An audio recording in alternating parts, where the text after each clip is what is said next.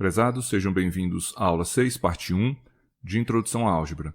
O objetivo de hoje é entendermos o que são as expressões algébricas e também como fatorá-las. Começando com as expressões algébricas e fracionárias, a definição de expressão algébrica é toda expressão matemática cujos termos são constituídos de letras e números. As letras geralmente representam as variáveis, ou também chamadas de incógnitas, e os números são constantes. Aqui alguns exemplos. Menos 3 sétimos xy elevado a meio, mais 3bz ao quadrado menos 2yz. Nós temos x, y e z como variáveis. Menos 3 sétimos, 3, menos 2 e b como constantes. E na letra C, b é uma constante, 1 é constante também e x é uma variável. Nós podemos classificar as expressões algébricas como irracionais, que é quando as variáveis estão sujeitas a operações de radiciação. Por exemplo, percebam aqui no exemplo B do caso anterior que o expoente de y é meio. Isso indica uma raiz quadrada da variável y. Então, nós temos aqui uma expressão algébrica irracional. Quando não aparecerem operações de radiciação nos expoentes das variáveis, nós temos expressões algébricas racionais. É o caso, por exemplo, das letras A e B do caso anterior. Nenhum expoente das variáveis envolve um número que não seja inteiro. Portanto, temos exemplos de expressões algébricas racionais. Para representar uma expressão algébrica, geralmente nós utilizamos uma letra acompanhada das variáveis envolvidas nessa expressão entre parênteses, ou apenas uma letra, quando não gerar ambiguidades. Por exemplo, P de xy representa uma expressão algébrica denominada por P, que envolve duas variáveis, que são x e y. Q de x, y, z é uma expressão algébrica que envolve as três variáveis x, y e z. E R de x, uma expressão algébrica que possui apenas uma variável, que é x. Já o valor numérico de uma expressão algébrica é o valor encontrado após substituir as variáveis de uma expressão algébrica por números específicos e depois efetuarmos as operações que forem indicadas. Como exemplo, percebam aqui na letra A que o valor numérico da expressão algébrica A de xy igual a menos 3x ao quadrado mais 5x mais 2y para x igual a i e para y igual a menos 2, significa calcular o valor de a i menos 2, ou seja, trocar o x por i e o y por menos 2 na expressão algébrica A. Então, ela é menos 3i x ao quadrado, só que o x é i, então vai ser i ao quadrado. Mais 5 vezes x, só que o x é i, então 5 vezes i. Mais 2 vezes y, e o y é menos 2, então 2 vezes menos 2. I ao quadrado, como i é a unidade imaginária, tem o quadrado igual a menos 1. Então, menos 3i vezes menos 1 mais 5i menos 4, que vai ter como resultado 8i menos 4. Então, 8i menos 4 é o valor numérico da expressão algébrica A de xy, quando x é igual a i e o y é igual a menos 2. Na letra B, a expressão algébrica B de xyz, dada por essa expressão, para x igual a 7, y igual a menos 2 e z igual a i. Então, nessa ordem, nós temos que trocar o valor de x por 7, y vai ter o valor menos 2 e z vai ter o valor i. Então, menos 3 sétimos vezes xy, só que o x é 7 e o y é menos 2, mais 3 vezes z ao quadrado, o z é i, então 3 vezes i ao quadrado, menos 2 vezes x, que é menos 2, vezes z elevado a 2 terços, que é a raiz cúbica de i elevado ao quadrado. Fazendo as continhas aqui, chegamos nesse resultado e, simplificando, vamos obter que o valor numérico da expressão algébrica B, a x igual a 7, y igual a menos 2 e z igual a i, é igual a menos 1, porque a raiz cúbica de menos 1 é menos 1, então, aqui é 6 menos 3 menos 4. 6 menos 3 dá 3. 3 menos 4 menos 1. Ok? Para esse outro caso, nós temos a seguinte questão. Se o valor numérico da expressão menos 7x mais 3 é igual a 12, qual deve ser o valor da variável x? Então perceba, nós queremos descobrir qual é o valor da variável x para que o valor numérico dessa expressão algébrica seja igual a 12. O valor numérico tem que ser 12, então o resultado da expressão algébrica tem que ser 12. Agora nós resolvemos essa equação para x. Daqui sai que 7x é igual a 3 menos 12 e, portanto, o x é igual a menos 9 sétimos. Ou seja, é necessário que a variável x tenha o valor de menos 9 sétimos para que o resultado da expressão algébrica seja igual a 12. E o que é uma expressão algébrica fracionária? É toda expressão algébrica racional que possui pelo menos uma variável no denominador. Caso contrário, ela é chamada de expressão inteira, ou seja, quando não houver uma variável no denominador, a expressão é chamada de inteira. Alguns exemplos: nas letras A, B, C e D, nós temos expressões algébricas fracionárias, porque nós temos expressões algébricas racionais no numerador e denominador, e no denominador de todas as letras, nós temos pelo menos uma variável. Nas letras E e F, temos expressões algébricas inteiras, porque não existem variáveis no denominador, ok? Uma atenção especial deve ser dada ao domínio das expressões, especificando-se, as restrições que os denominadores podem ter. Por exemplo, aqui, 3zy, percebam que, como é um denominador, o resultado nunca pode ser zero. Então, isso vai ser zero quando o z for igual a zero ou quando o y for igual a zero. Então, obrigatoriamente, aqui nesse denominador, nós devemos ter tanto z quanto y diferentes de zero. Nessa letra B, o z tem que ser diferente de zero. Então, nós temos que fazer uma análise para verificar quais são os valores que zeram os denominadores e garantir que esses resultados sejam retirados dos domínios das expressões algébricas. A fatoração de expressões algébricas inteiras se dá ao se escrever essas expressões como produto de duas ou mais expressões algébricas. Nós vamos estudar aqui os principais casos de fatoração. O primeiro, o de fator comum, depois por agrupamento, depois o trinômio quadrado perfeito e também a diferença de quadrados. Na fatoração comum, nós identificamos que em todos os termos da expressão algébrica existe um termo que se repete, um fator que se repete. Por exemplo, ax mais ay mais az, nós percebemos que o fator comum é o a, porque ele aparece em todos os termos dessa expressão. Então, ele vai ser colocado em evidência. Colocamos ele em evidência aqui, abrimos um parêntese e vamos agora determinar quem vai estar aqui dentro do parêntese. Para fazer isso, nós pegamos cada termo da expressão e dividimos pelo coeficiente que foi colocado em evidência. Então, nós vamos ter ax dividido por a, tem como resultado x. Fazemos agora o outro processo, ay dividido por a, tem como resultado y. E az dividido por a, tem como resultado z. Portanto, essa é a forma fatorada dessa expressão algébrica. Nesse outro caso, percebam que nesse termo nós temos bx aparecendo e nesse termo nós temos, além de outras coisas, também temos bx. Mas o que aparece nos dois ao mesmo tempo é bx. Então, bx é o fator comum dessa expressão algébrica. Então, ele vai ser colocado em evidência. Para descobrirmos quem vai aparecer aqui no parêntese, dividimos cada termo da expressão algébrica pelo termo que foi colocado em evidência. Bx dividido por bx é 1. B ao quadrado xy dividido por bx tem como resultado by. Então, aqui está a forma fatorada dessa expressão algébrica. Continuando, agora nessa expressão algébrica, percebam que temos x nos dois termos, mas também, aqui como é 9 e aqui é 6, eles são números distintos, mas ambos têm uma característica em comum. Ambos possuem o fator 3 em comum.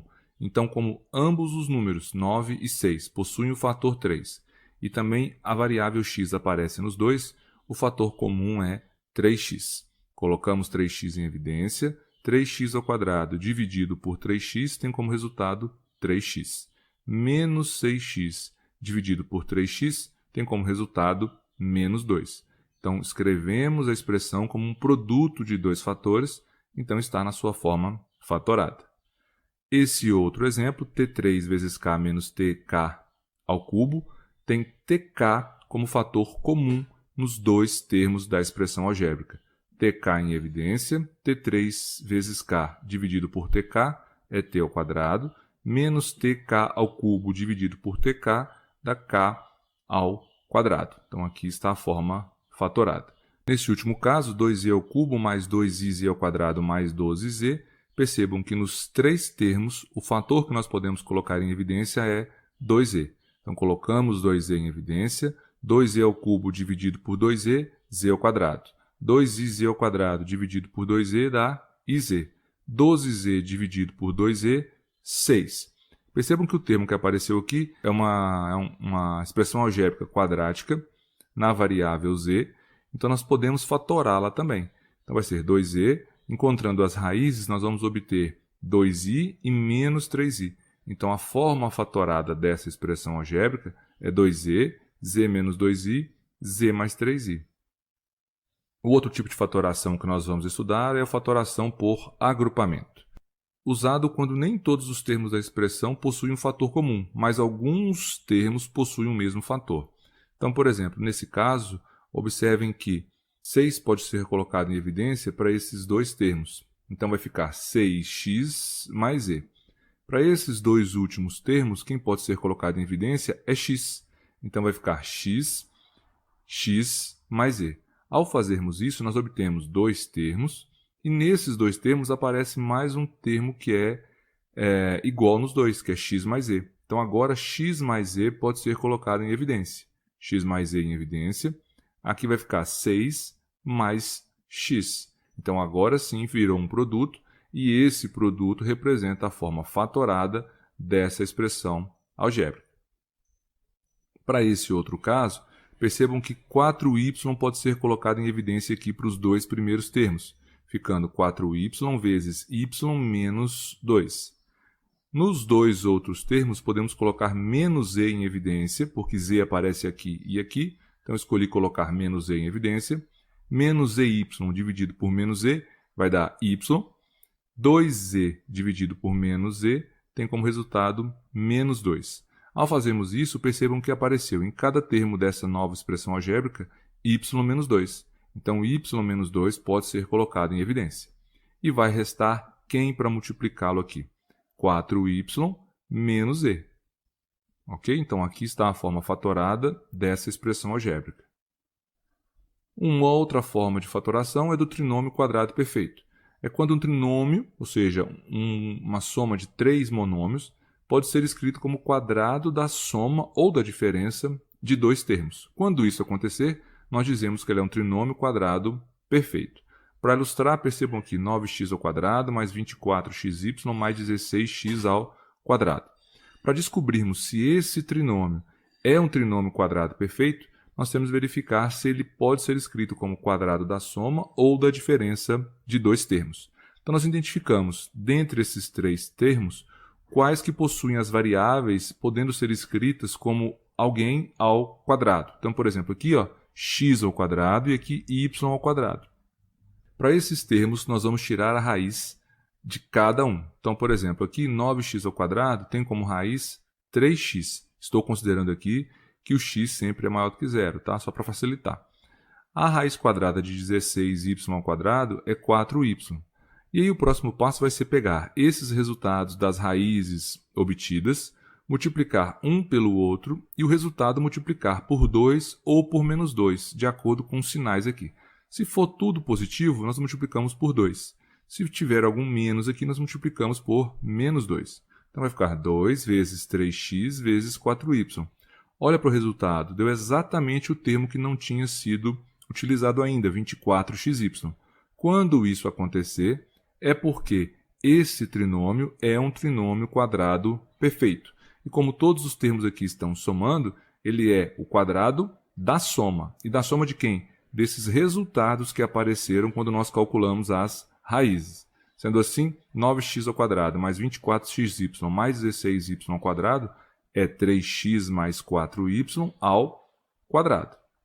Um outro caso, olha só, t à quarta menos 2t ao cubo mais t ao quadrado. Os termos que podem ser escritos facilmente como alguém ao quadrado são esses dois das extremidades, né? Então percebam que aqui nós vamos tirar a raiz quadrada desse, que vai ficar t ao quadrado. A raiz quadrada desse vai ficar t.